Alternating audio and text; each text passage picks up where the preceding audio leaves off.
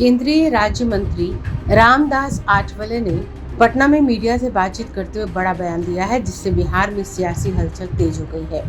दरअसल पटना पहुंचे केंद्रीय राज्य मंत्री रामदास अठावले ने बिहार के मुख्यमंत्री नीतीश कुमार को लेकर बड़ा बयान दिया है।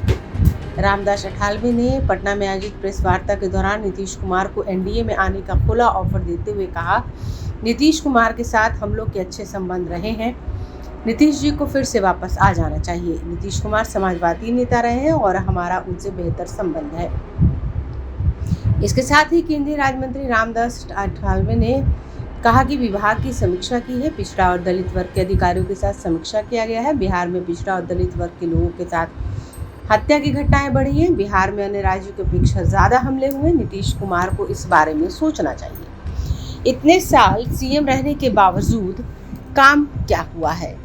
दलितों के लिए और योजनाएं बनाने की जरूरत है। इंटरकास्ट मैरिज बिहार में बहुत कम है। बिहार 1 लाख रुपए ऐसे लोगों को देती है। केंद्र का हमारा विभाग इंटरकास्ट मैरिज वाले को 2.5 लाख रुपए देते हैं। लोगों से अपील है कि केंद्र से लाभ जरूर ले। वहीं महाविपक्षी एकजुटता को इंडिया नाम रखने पर कहा कि नीतीश कुमार भी इंडिया नाम से खुश नहीं है। यह नाम राहुल गांधी का दिया हुआ है।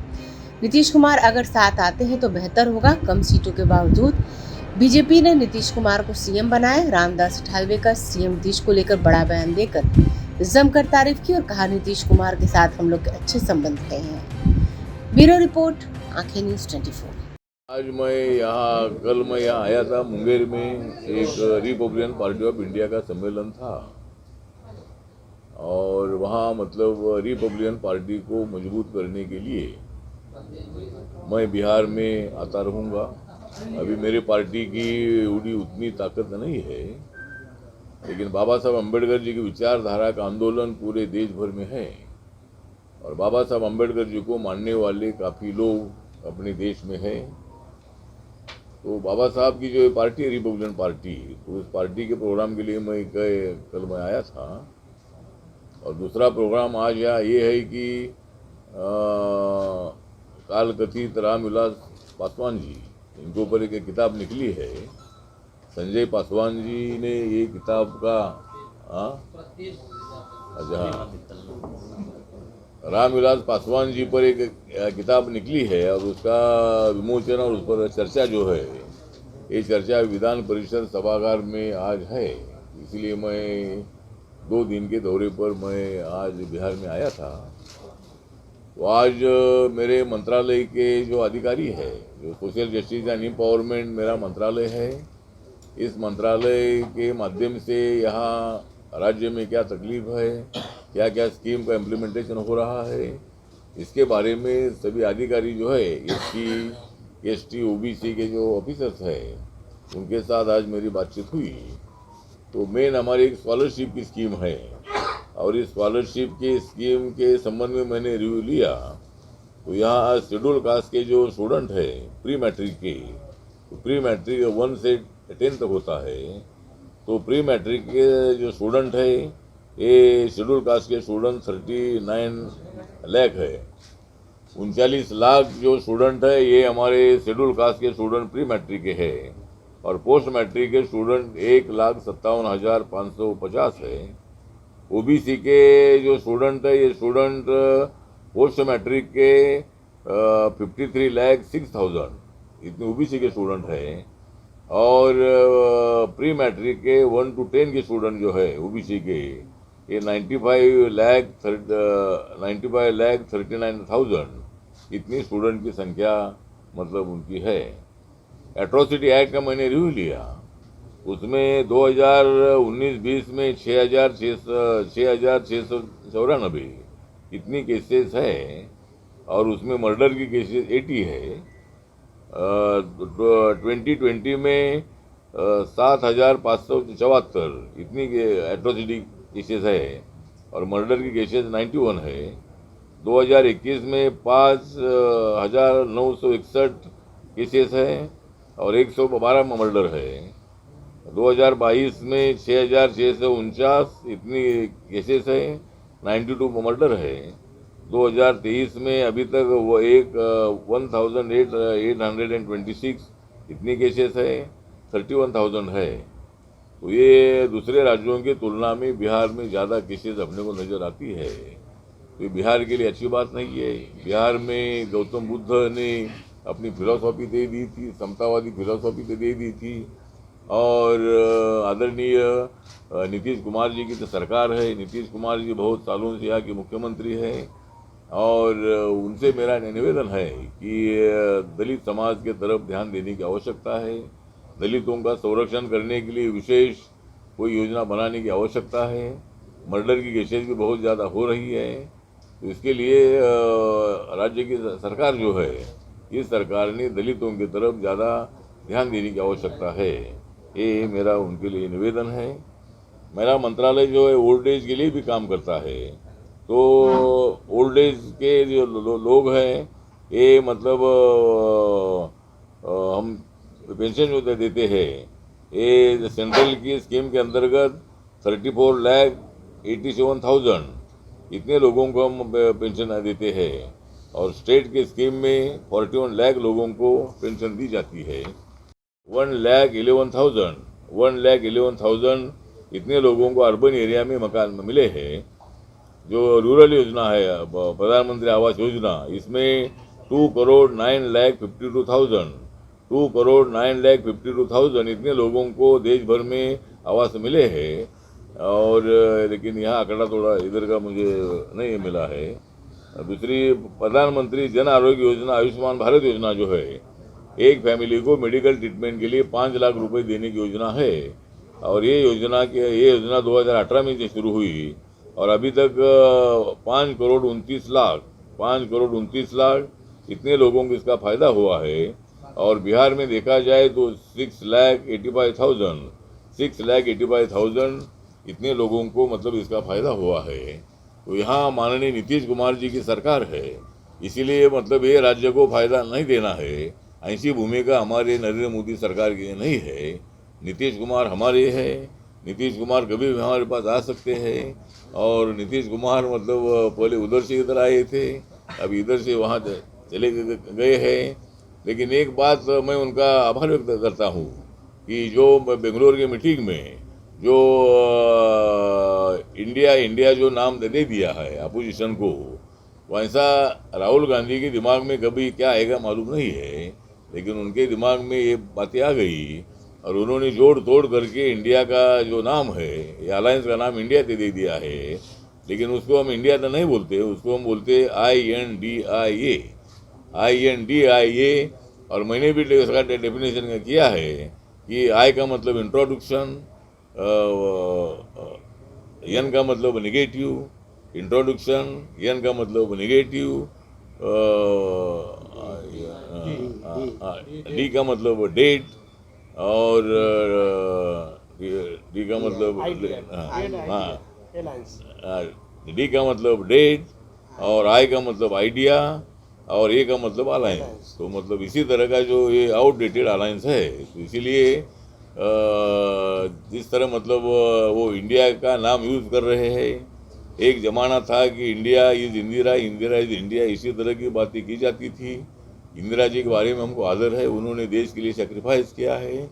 उन्होंने देश का प्रधानमंत्री पद पर एक महिला बैठी थी, इसका हमें बहुत बड़ा गर्व भी है। लेकिन जिस तरह नरेंद्र मोदी जी देश का विकास कर रहे हैं, कांग्रेस के ज़माने में कुछ हुआ ऐसा नहीं है, लेकिन जितना होना चाहिए था उतना नहीं हुआ। 10% हुआ, 100% होना चाहिए था, तो वो नहीं हुआ। करप्शन बढ़ता गया। इसीलिए 2024 में जनता ने नरेंद्र मोदी जी को देश के प्रधानमंत्री पद बिठाया है। बीजेपी को 282 सीटें में मिली थी, और पूर्ण बहुमत से बीजेपी सत्ता में आई थी। लेकिन उसके बावजूद भी जो छोटे छोटे दल है, उनको भी साथ में रखकर इस सरकार को एनडीए सरकार बोलते हैं, नेशनल डेमोक्रेटिक अलायंस उसको वो बोलते हैं। और इसीलिए मुझे लगता है कि हमारे सरकार के खिलाफ ये सभी नेता लोग एक साथ आ रहे हैं। अच्छी बात है, आपको लोकतंत्र में अधिकार है, हमें हराने का आपको अधिकार है, और आपको हराने का भी हमको अधिकार है। इसीलिए माननीय नरेंद्र मोदी जी विकास पुरुष है। नरेंद्र मोदी जी दुनिया के नंबर 1 के पॉपुलर नेता है। ये अपोजिशन लीडर को ठीक नहीं लग रहा है, उनको पेट में दुख रहा है कि भाई नरेंद्र मोदी इतने पॉपुलर बनते जा रहे हैं और देश का विकास हो रहा है। आपने देखा है कि नेशनल हाईवे जो है ये बहुत ही 4 लेन 6 लेन बहुत अच्छी तरह हो रहे हैं। हमारे नितिन गडकरी जी उन पर ध्यान देकर काम कर रहे हैं और देश के विकास के लिए हम पूरा हमने काम किया ऐसा नहीं बोलते हैं, लेकिन हमारी गति विकास के दिशा से है और अगले 5 साल अगर हमको मिलेंगे देश के दुनिया की इकोनॉमी में हम 10वें नंबर पर थे, अभी हम 5वें नंबर पर आ गए हैं और 2024 में अगर हमको और मौका मिलेगा 2024 में हम 350 से ज़्यादा सीटें हम जीत सकते हैं। यहाँ जो बिहार है, बिहार में भी मतलब बीजेपी की ताकत मजबूत है और माननीय नीतीश कुमार जी हमको छोड़कर चले गए हैं, ये हमको ठीक नहीं लग रहा है, लेकिन वो तो चले गए हैं, लेकिन उन्होंने इंडिया का नाम का विरोध किया है। मतलब जो नाम राहुल गांधी ने दे दिया है, तो मतलब वो इंडिया नाम देने के बाद वो मीटिंग से चलकर आए थे, तो हमारा निवेदन है कि भाई दोबारा मुंबई की मीटिंग वो उन्होंने नहीं जाना चाहिए। और नीतीश कुमार जी के मेरे अच्छे उनके साथ संबंध है। जब वो रेल मंत्री थे, अटल जी के सरकार में जब रेल मंत्री थे तब भी मेरे उनके साथ अच्छे संबंध रहे हैं। जब हमारे महामहिम आदरणीय आर.एस. गवई जब यहाँ के गवर्नर बन गए थे तब से भी उनके साथ हमारे अच्छे से संबंध है। तो उनके वो सोशलिस्ट नेता है वो, इसीलिए उनके बारे में हमको ज़रूर आदर है, लेकिन अभी वो वहाँ चले आरजेडी के साथ चले गए हैं। तो मेरा सवाल इतना है, वो आरजेडी के साथ आपको जाना ही था तो फिर हमारे साथ क्यों आना था?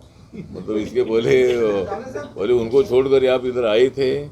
यहाँ इतने ज़्यादा नहीं है, 2019 में तो 16 इंटरकास्ट मैरिज है, 2020 में 60 है, 2021 में 61 है, 2022 में 82 है और 2023 में 25 है। तो राज्य सरकार के तरफ से इनके लिए 1 लाख रुपए दिए जाते हैं इंटरकास्ट मैरिज करने वालों को, लेकिन मेरा मंत्रालय जो है अम्बेडकर फाउंडेशन है, उसके माध्यम से हम 2,50,000 रुपये इतना हम पैसा देते हैं। तो जिन्होंने इंटरकास्ट मैरिज किया है उनको मेरा अपील है तो हमारे मंत्रालय की तरफ अप्लाई करें, उनको 2,50,000 की मदद हमारे मंत्रालय की तरफ से दी जाएगी। इसी तरह की भी हमारी कहना है। बाकी डिसेबिलिटी जो है ये कम से कम 23 लाख जो है, 23 लाख लोगों की संख्या मतलब डिसेबल की है और डिसेबल का जो परसेंट डिसेबल का देश भर में 2,68,00,000 इतने लोगों का पॉपुलेशन जो है 11 की जनगणना के मुताबिक है। तो माननीय नरेंद्र मोदी जी प्रधानमंत्री बन गए 2014 में, तो माननीय प्रधानमंत्री जी ने जनधन योजना शुरू की थी। जनधन योजना बैंक में अकाउंट खोलने की योजना थी। आम आदमी हो कोई भी आदमी हो उन्होंने बैंक में अकाउंट खोलना चाहिए। तो 2014 में योजना शुरू हुई थी, तो अभी 2023 तक कम से कम 49 करोड़ 48 लाख 83,000 49 करोड़ 48 लाख 83,000 इतने लोगों के अकाउंट पूरे बैंक में खुले हैं। और बिहार का आंकड़ा देखा जाए तो 5 करोड़ 57 लाख 62,000 5 करोड़ 57 लाख 62,000 इतने लोगों के अकाउंट मतलब पूरे बिहार स्टेट में खुले हैं। प्रधानमंत्री मुद्रा योजना शुरू हुई थी 2015 में और ये योजना ऐसी है कि 50,000 रुपये से लेकर 10 लाख तक बैंक से लोन लेने का ये मतलब मुद्रा योजना है और इसमें मतलब कोई गारंटी की आवश्यकता नहीं है। तो जो भी नौजवान अप्लाई करेगा उसको बैंक ने लोन देना चाहिए, उनको तकलीफ नहीं देनी चाहिए। इसलिए मुद्रा योजना शुरू हुई थी और अभी तक कम से कम 42 करोड़ 38 लाख 45,000 42 करोड़ 38 लाख 45,000 इतने लोगों को अभी तक लोन मिला है। और बिहार का अगर देखा जाए तो 4 करोड़ 53 लाख 64,000 4 करोड़ 53 लाख 54,000 इतने लोगों को मुद्रा योजना का लोन मिला है। प्रधानमंत्री उज्ज्वला योजना है, प्रधानमंत्री उज्ज्वला योजना गैस सिलेंडर देने वाली योजना है। अभी तक ये 2016 में योजना शुरू हुई थी और अभी तक 9 करोड़ 58 लाख 58,000 9 करोड़ 58 लाख 58,000 इतने लोगों को देश भर में गैस कनेक्शन में मिले हैं। और बिहार में 1 करोड़ 7 लाख 1,07,00,000 इतने लोगों को गैस कनेक्शन मिले हैं। प्रधानमंत्री आवास योजना अर्बन की है तो उसमें कम से कम अभी तक 75,52,000 इतने लोगों को मकान देश भर में मिले हैं। अगर आपने अभी तक हमारे चैनल को सब्सक्राइब नहीं किया है तो हमारे चैनल को जल्द से जल्द सब्सक्राइब करें, लाइक करें, शेयर करें और कमेंट करें। क्या आप पत्रकारिता के क्षेत्र में अपना कैरियर बनाना चाहते हैं तो आज ही Royal Ashoka Institute of Mass Communication and Journalism में अपनी जगह सुनिश्चित करें। आर्यभट्ट ज्ञान विश्वविद्यालय पटना से मान्यता प्राप्त 100% प्लेसमेंट के साथ royal Ashoka Institute of Mass Communication and journalism नामांकन जारी है। हमारा पता है DS/16 गायत्री मंदिर के समीप कंकड़ बाग पटना 8,20,000। आप हमें संपर्क भी कर सकते हैं। हमारा मोबाइल नंबर है 9955456126।